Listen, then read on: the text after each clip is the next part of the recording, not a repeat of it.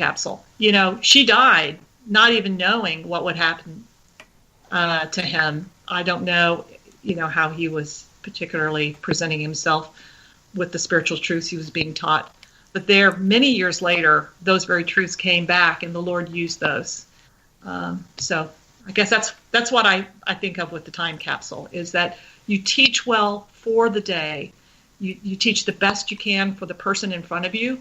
But if you can not only make it understandable and enjoyable, but memorable, then may God in His grace use that many years later to convert them or to help grow them. I shared, I guess, a brief version of that with someone recently, kind of in a similar situation. He grew up hearing the word, that kind of thing, and he went off the deep end, and it seems that he's wanting to follow the Lord now. And so I shared that with him as an encouragement, and so you sow the seed, and sometimes it takes a while for it to sprout.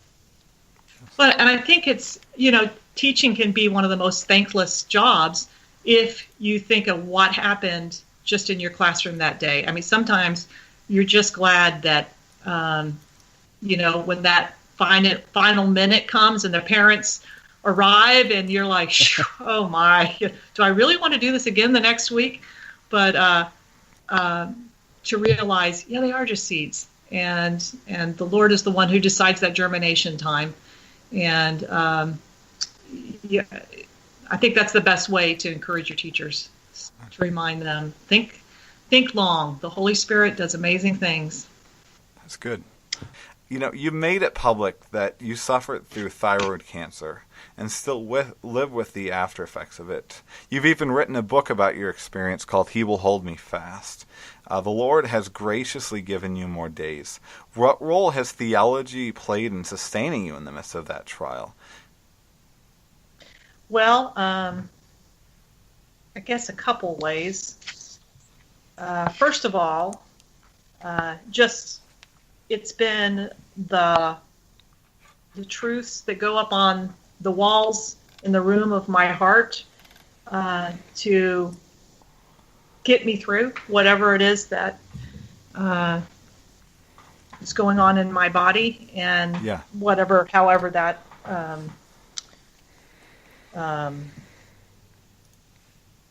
what that looks like from day to day, and it still seems to have a pretty deep effect on it. But it's I'm trying to think how to say this. I have found that I have to keep sticking the truth up over and over and over again. So theology has not been a sort of once and done victory over whatever fear I have or other weakness that I face through this. I found that it needs to be my daily companion, and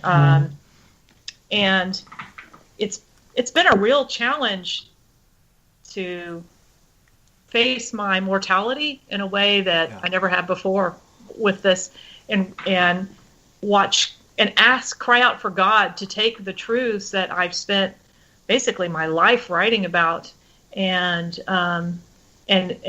breathing life into them, and breathing Himself into them, and really making, comforting me that this really is who He is.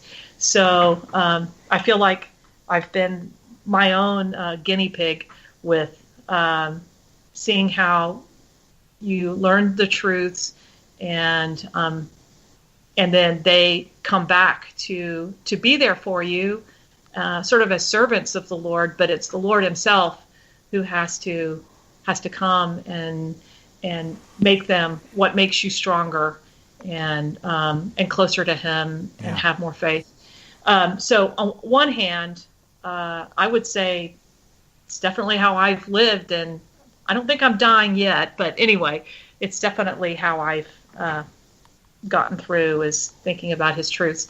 But also, because I've been writing the second edition of the curriculum, it's also been so sweet of the Lord to have me in the midst of doing the second edition as I'm going through and needing these truths, because especially with the older curriculum that has the Bible stories, but also has the church history mission stories, just seeing what God has done in different people's lives, and then as particularly is reflected in a particular Bible truth. And so it's been very sweet. And I am 57 and really was hoping I would be done with this curriculum. I think it's been 20 years. I've been working on different renditions of this, and to finally come to this, what I believe is my final version, and to see him come back so kindly and and say, no, you actually are still in the harness, and it's not just because I want you to drag your feet in this, but because I want that truth to be there for you as you're going through this. Amen.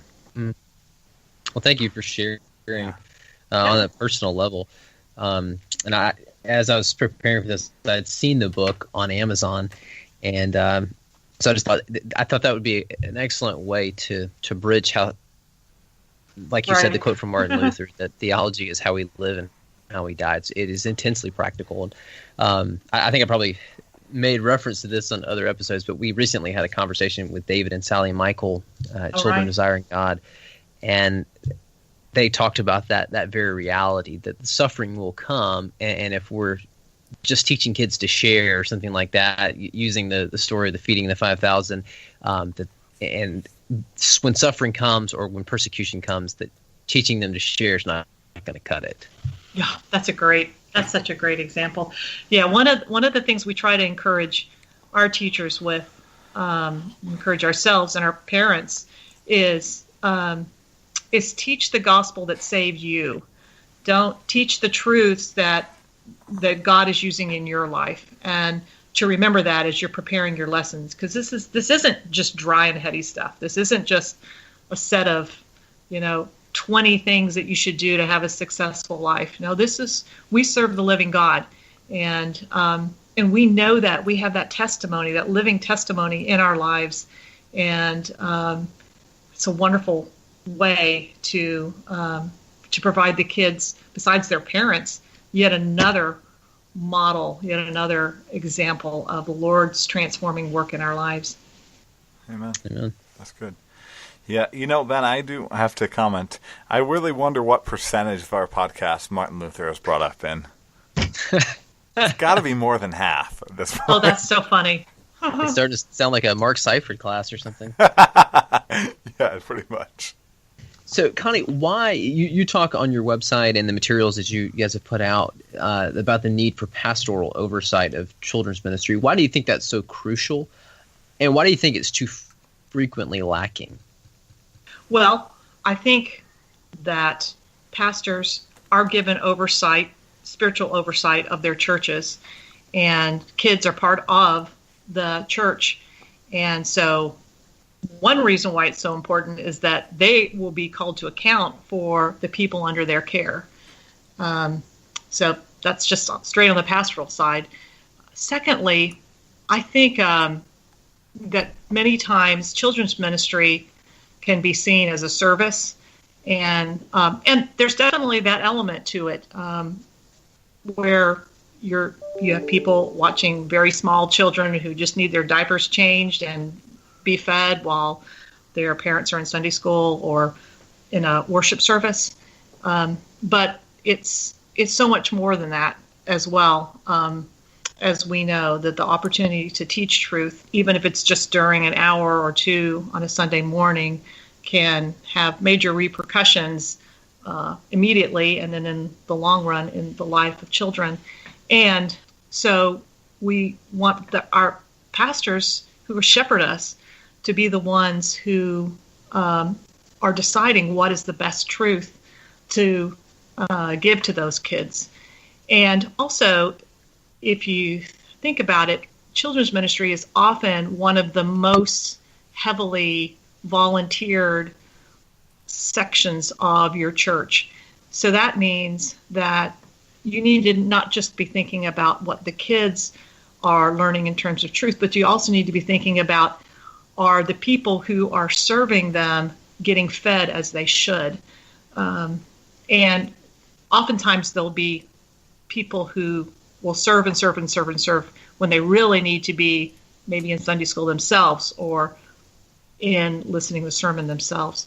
So I think you're caring well for all your volunteers, which is most of your membership, by having good pastoral oversight, understanding what's going on with whom, and making sure they're getting well fed.